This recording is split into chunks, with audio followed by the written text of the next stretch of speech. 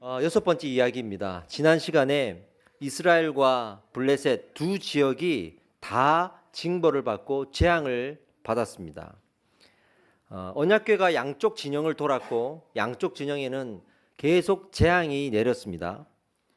왜 그랬는지, 왜 재앙이 임했는지를 성경은 이렇게 분석한다고 했죠. 하나는 가짜 믿음이고, 그죠? 하나는 하나님을 이용했다, 이렇게 얘기했습니다.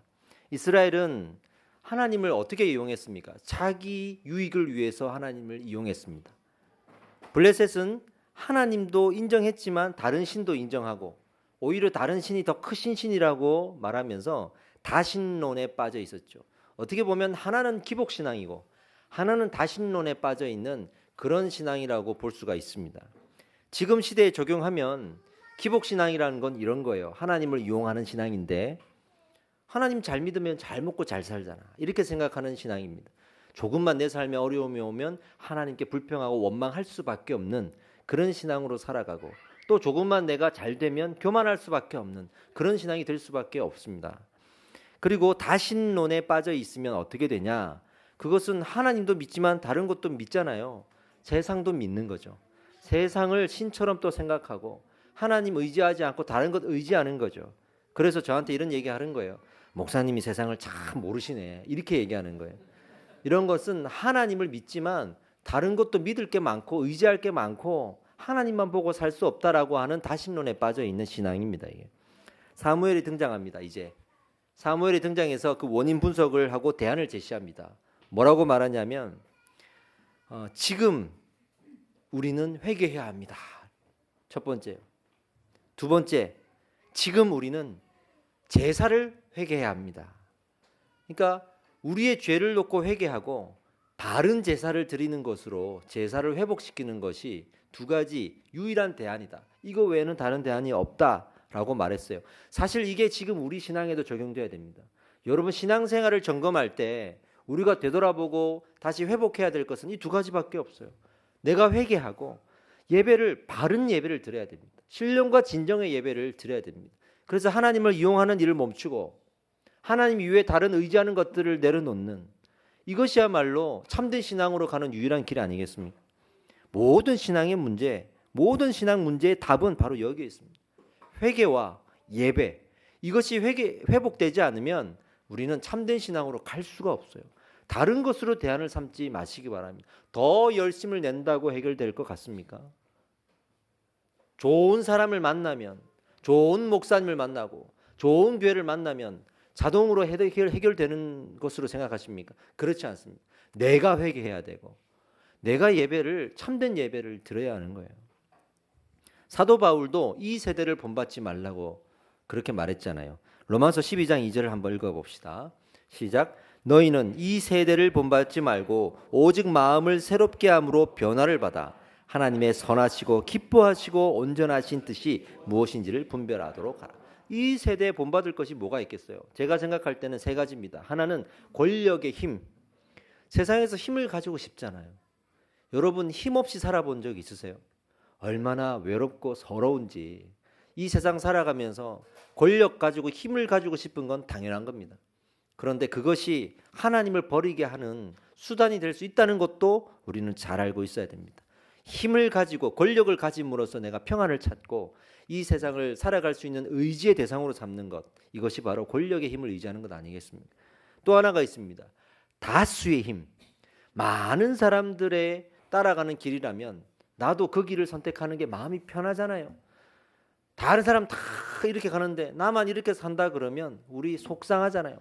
심지어는 옷 입는 것도, 차를 탈 때에도, 집에서 잘 때에도 그게 뭐라고, 다른 사람 다 그런 거 가지고 다니는데 나만 이런 거 가지고 다니면 왠지 모르게 소외된 것 같잖아요.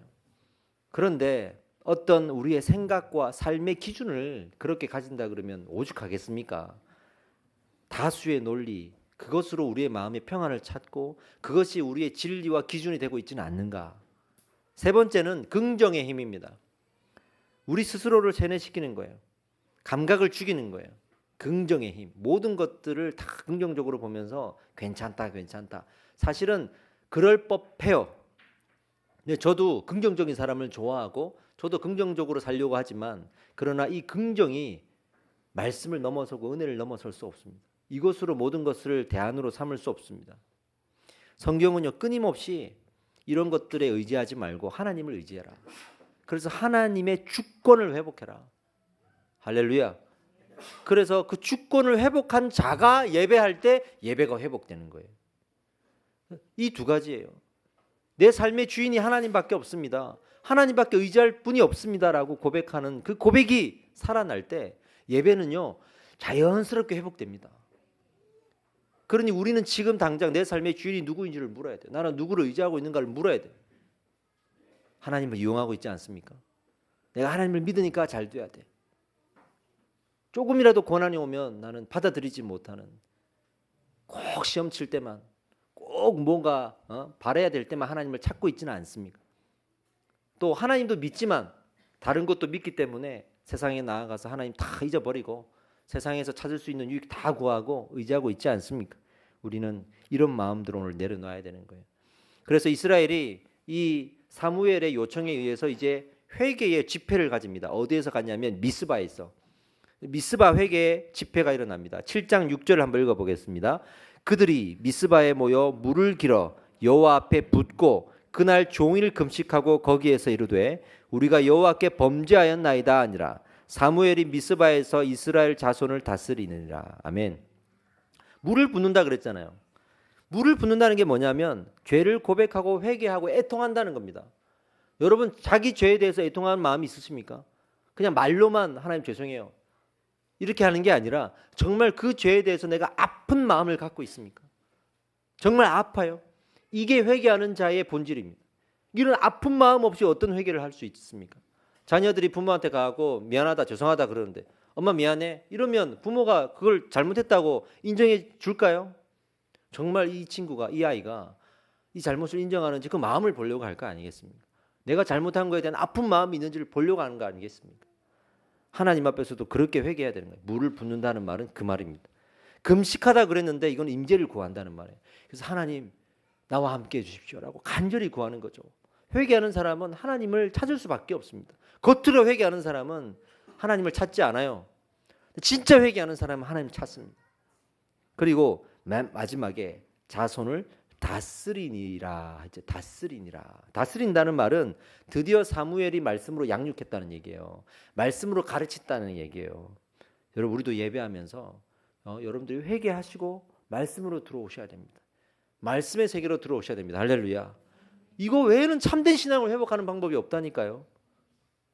2000년 동안 이걸 외치고 있는 거예요 지금. 그러나 아직도 우리는 그냥 익숙하고 자연스럽고 당연하게 생각하고 넘어가 버리고 있지 않나. 오늘 되돌아봐야 됩니다. 자, 이스라엘 지금 회개하고 있어요. 이때 무슨 일이 벌어지냐면 블레셋이라는 이 나라가 군대를 이끌고 또 쳐들어옵니다. 재공격을 하는 거예요.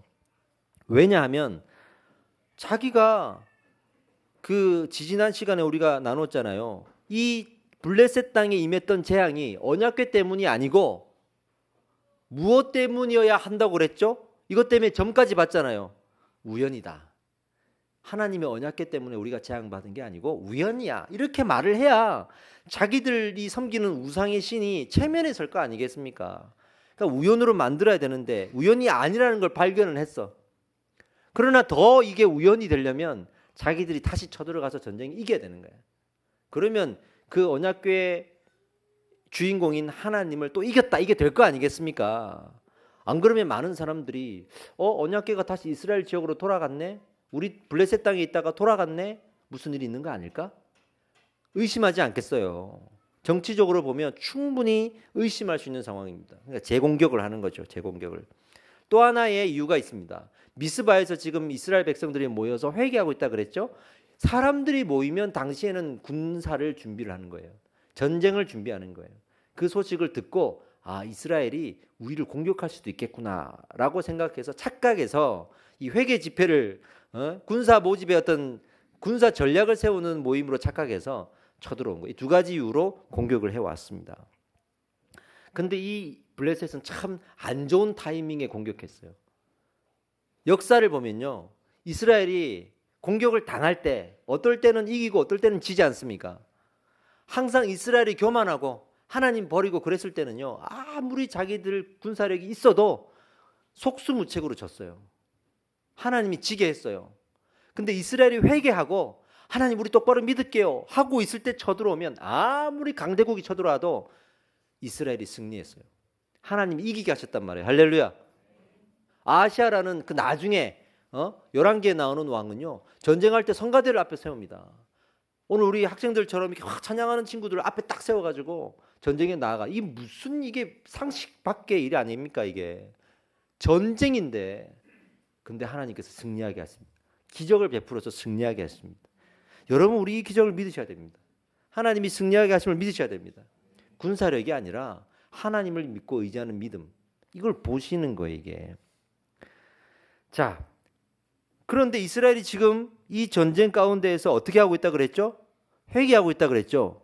7장 9절에 보면요, 온전한 번제를 드리다라는 표현이 나와요. 이스라엘이 드디어 온전한 번제를 드리는 거예요. 사사 시대를 지나면서 350년 동안 그 온전한 예배를 드리지 못했던 이스라엘이거든요. 드디어 이 온전한 예배를 드리는 거예요. 그거는 사사들도 하지 못했던 일이에요. 드디어 온전한 예배를 이 사무엘의 선포에 의해서 드리는 거예요. 사실은 여기에서 사무엘이 좀 더 우리가 주목받아야 될 게 뭐냐면, 사무엘을 그만큼 존경했다는 거예요. 사람들이. 사사시대의 사사들이 회개합시다 했을 때는 그래도 이렇게 반응을 보이지 않았거든요. 사무엘은요, 정말 존경받는 사람이에요. 이 사무엘을 통해서 회개합시다는 말이 선포될 때 다 미스바에 모였어요. 다 모였어요. 그리고 이 사무엘상 처음 시작될 때 뭐라고 시작합니까? 여호와의 말씀이 희귀하여 이상이 흔히 보이지 않았더라. 하나님의 임재가 이제 거의 없더라. 이렇게 사무엘서가 시작되는데, 지금 미스바에서 온 나라의 이스라엘 백성들이 모여서 회개하는 집회가 일어나고 있는 놀라운 일이죠. 전쟁을 합니다. 누가 이겼겠어요? 이스라엘이 이겼죠. 어떻게 이겼느냐 하면 전투력으로 이기지 않았습니다. 그 적군의 진영에, 블레셋 진영에 큰 우레를 내리셨어요. 우레. 지금 말하면 우박 같은 거겠죠. 우박과 번개 이런 것들을 내리셔서 승리하게 하셨어요. 그리고 이제는 그동안 잃어버렸던 땅도 찾게 하셨습니다. 그 땅들이 바로 그 블레셋 땅에서 법궤가 돌면서 재앙을 내렸던 그 땅입니다. 그 땅들이 다 옛날 이스라엘 땅이에요. 그 빼앗겼던 땅까지 지금 차지하게 되는 겁니다. 이 당시에 블레셋과 이스라엘의 군사력은요, 비교가 안 돼요. 그런데도 이스라엘이 지금 또 승리하게 된 거예요. 우리 지난 시간에 살폈듯이 이스라엘이 전쟁에서 이 블레셋에게 패해가지고 몇 명 죽었다 그랬죠? 4만 명 죽었다 그래요. 4만 명. 비교가 안 되는 전쟁인데 이 우레를 내리셔서 승리하게 하셨다는 겁니다. 뿐만이 아니라 그 이후에도 사무엘이 살아있는 동안에는 블레셋이 공격하지 못했어요. 블레셋의 정권을 잡고 있는 사람들, 정치하는 사람들이 볼 거 다 본 거예요. 이 언약궤가 자기 땅에 있을 때 무슨 일이 벌어졌고, 우연이라고 가장해서 덮고 싶었지만 그 수레를 끌고 소가 이스라엘 벳세메스로 가는 장면에서 얼마나 그들의 등골이 오싹했을까요? 그리고 이 전쟁에서 또 졌잖아요. 아, 진짜구나. 그 두려움을 가지고 있으니 이제는 공격하지 못하는 거예요. 놀라운 일이 지금 벌어집니다. 하나님이 그렇게 축복하셨습니다. 이것이 우리가 주목해야 될 사항이에요. 그런데 여러분, 지금 이 기적이 일어났잖아요. 큰 우레가 일어났잖아요. 이런 기적이 정도 일어나면 우리는 어떤 생각을 가냐면, 역시 우리가 예배를 잘해서 그래, 우리 대단한 믿음을 가져서 그래, 나 이런 사람이야, 이렇게 자랑할 수 있어요. 제가 아는 분도 뭐 얘기하다가 누가 잘하니 하다가 좀 이렇게 칭찬을 받는 사람이 있으니까 이 시기가 좀 났나 봐, 질투가 좀 났나 봐, 갑자기 이런 말을 하시는 거예요. 비 오는 날에 내가 걸어가는데, 우산도 없이 걸어가는데 비 한 방울 안 맞고 걸어본 적이 있냐는 거예요. 그런 기적을 자기는 경험했다는 거예요. 이 얘기가 여기서 왜 나오지? 자랑하고 싶은 거예요. 이런 기적이 있었다는 것을. 그죠? 이 기적이 있을 때 여러분 어떻게 해석하십니까? 내 삶에 기적이 있을 때 오늘 성경을 보면서 우리 이렇게 생각해야 됩니다. 하나님이 그 기적을 통해서 너의 주인이 하나님이야 라고 말씀하시는 거예요.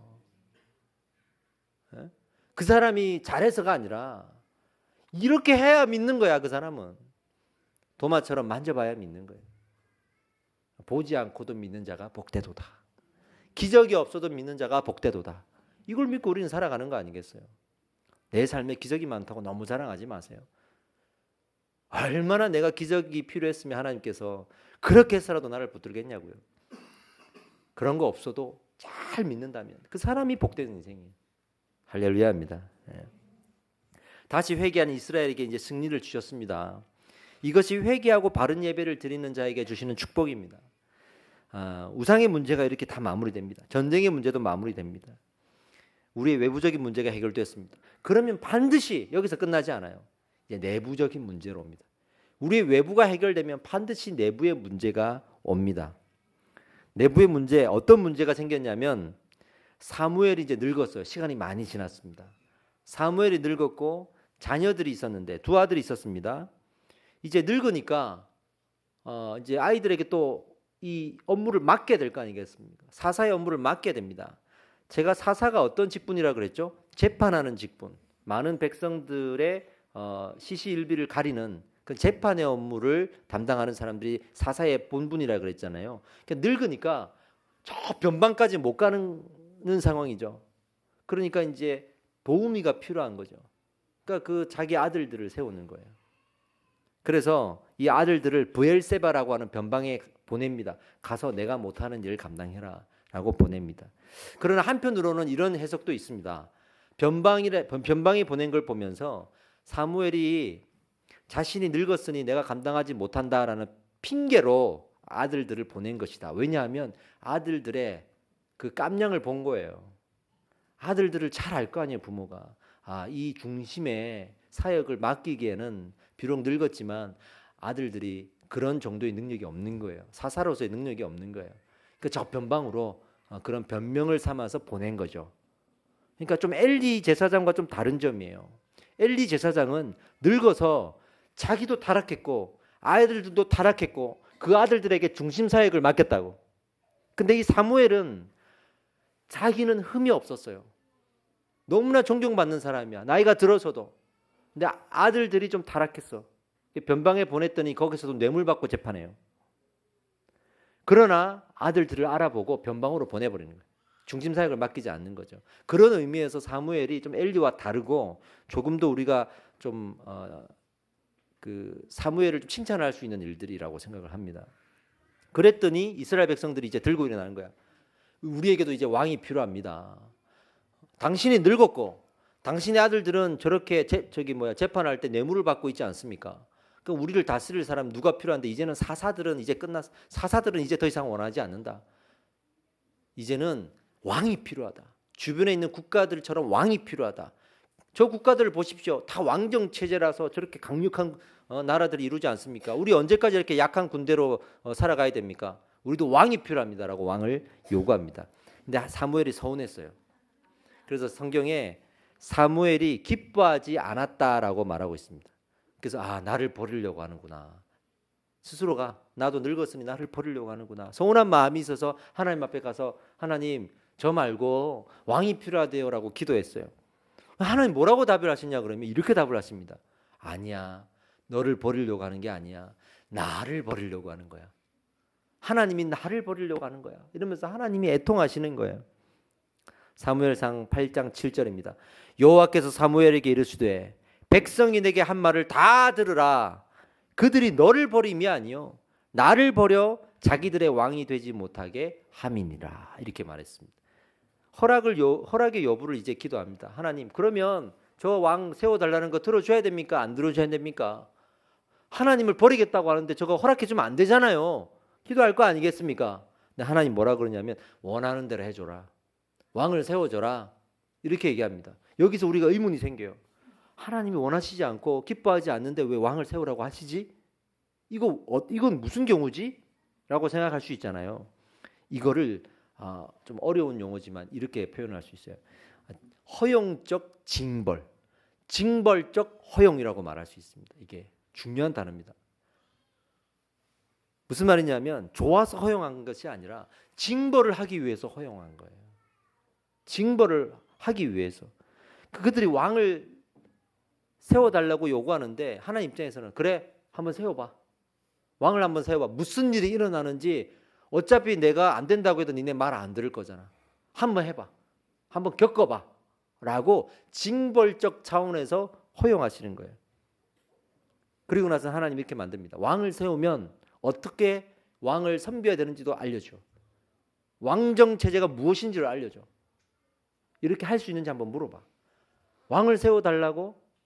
정말 왕을 세워주면 그 왕을 이렇게 잘 섬길 수 있어? 라고 반문하는 거죠. 그리고 왕정 제도를 가르칩니다. 세 가지를 가르쳐요. 하나는 왕을 위해 군사를 마련하라. 즉 징병제를 도입하라.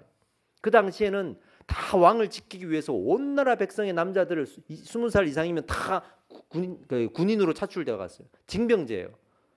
전쟁에 가서 이제 싸우고 죽는 거지 뭐. 그렇게 할 수 있느냐?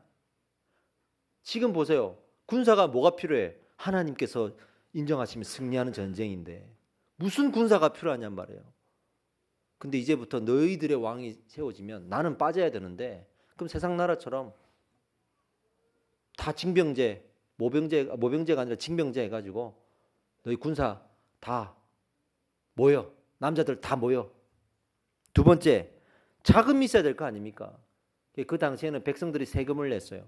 이 세금의 제도가 사실은 11조였습니다. 그래서 하나님이 11조 다 걷어. 다 걷어서 왕과 이 나라의 자금을 너희들이 마련을 해.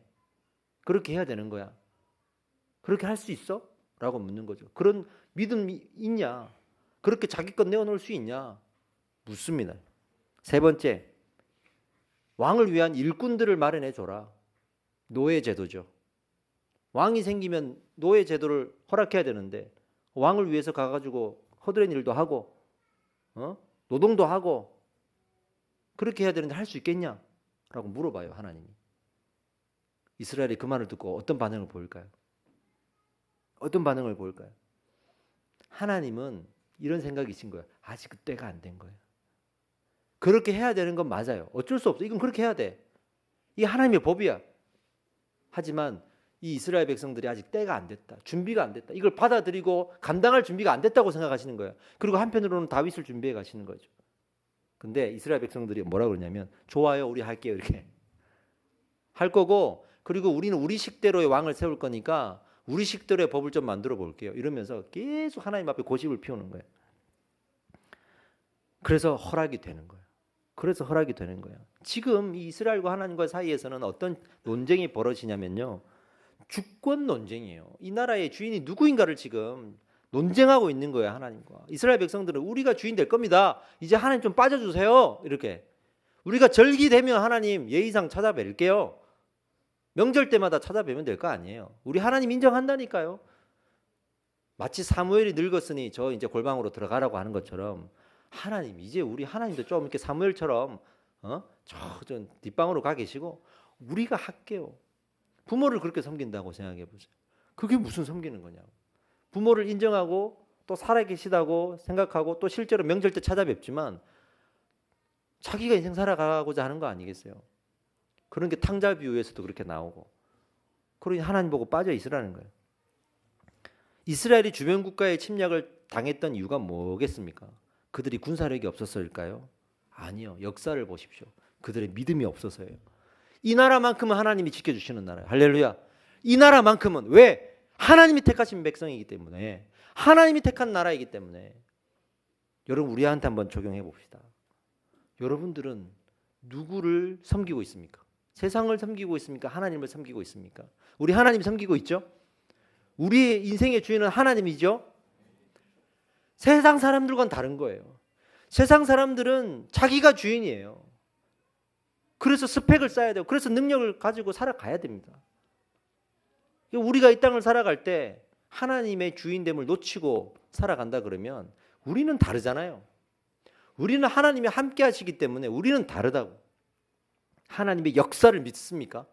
때로는 좀 내가 부족하고 준비가 안 되고 뭐 했다 하더라도 저는 하나님의 역사를 믿습니다. 제가 최선을 다하고 열심히 다하는 이유는 제가 다른 사람들처럼 똑같이 스펙을 쌓고 이 땅을 성공하고 승리하며 살아가기를 위해서 제가 노력하는 건 아닙니다. 그건 아니에요.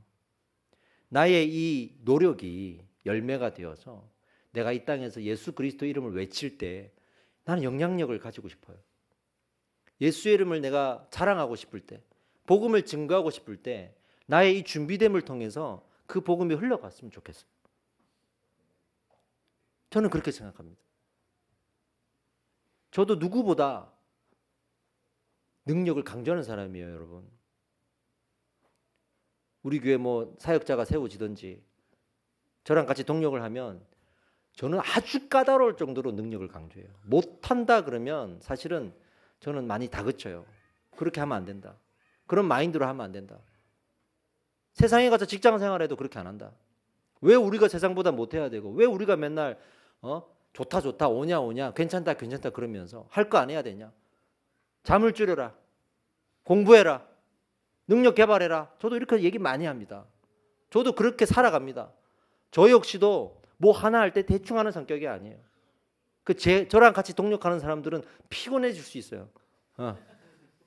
일적으로는 피곤해요. 그런 걸 추구하기 때문에 대충 하고 싶어 하지 않기 때문에 뭐라도 저는 배워요.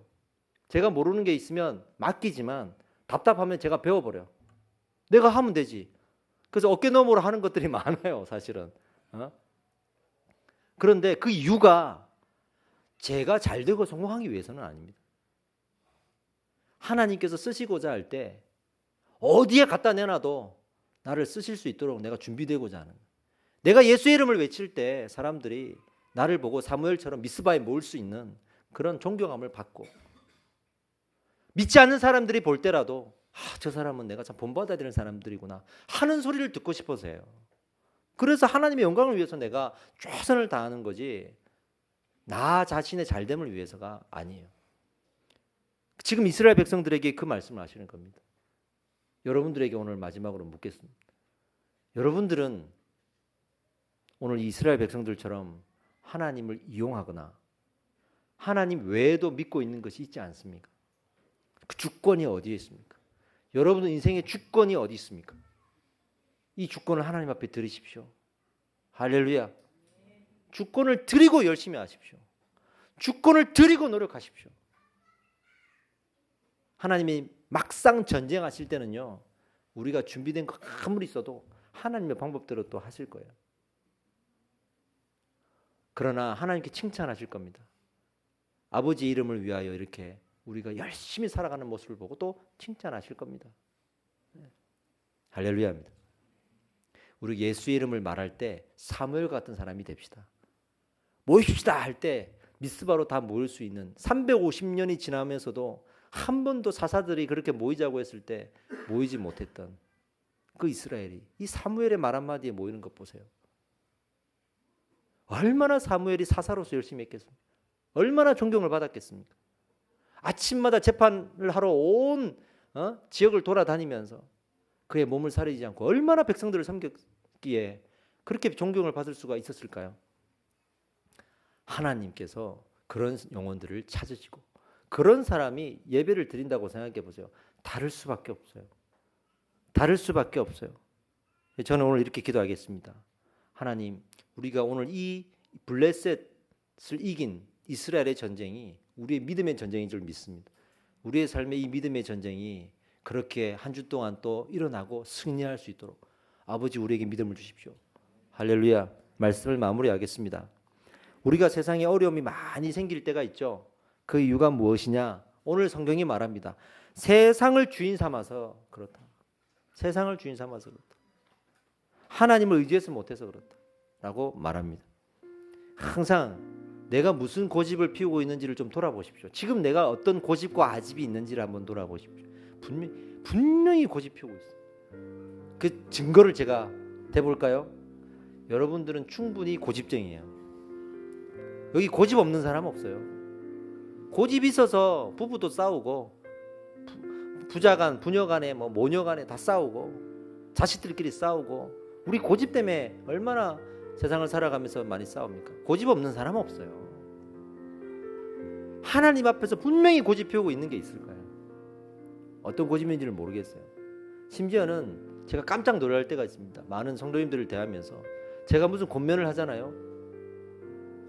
야, 이 고집이 안 꺾이는 거야. 안 꺾이는 거야. 분명히 말씀에 근거하고 또 그분도 아멘하고 알아. 근데 안 꺾이는 거야, 이 고집이. 야, 그 저는 사실은 얼마나 우리가 고집이 센지를 다 실감하는 사람이에요. 저 역시도 마찬가지예요. 그런 일들이 너무나 많죠. 그런데 또 반면에 내 고집이 하나 딱 꺾일 때 그 고집의 구멍에서 얼마나 큰 은혜가 쏟아지는지도 알아요. 그래서 제가 여러분들한테 권면할 수 있는 거예요. 당장 그 고집 꺾어지면 마치 내가 무너질 것 같고 쓰러질 것 같고 세상 재미없을 것 같고 그래도 그 은혜가 더 크다, 더 클 것이다, 이 말씀을 꼭 드리고 싶어요. 우리가 비슷한 것을 믿으면 안 됩니다. 하나님 같은 것들 믿으면 안 됩니다. 알고 보면 다 우상이에요. 믿음 같은데 알고 보면 그냥 세상에서 말하는 사상이에요. 하나님 같은 것들에 우리가 마음 뺏기면 안 됩니다. 그러기 위해서 우리가 타협하지 않고 처음부터 예배를 온전하게 드리고 하나님 앞에 회개하고 나가야지, 적당히 하다가 나중에 해야지 이렇게 생각하시면 안 됩니다. 지금 이 순간 하나님 앞에 이 고백을 들어보십시오. 내 삶의 주인이 하나님이십니다. 내가 그 하나님을 예배합니다. 이 마음으로 기도하신다 그러면 하나님 기뻐하실 줄 믿습니다. 우리 함께 기도합시다.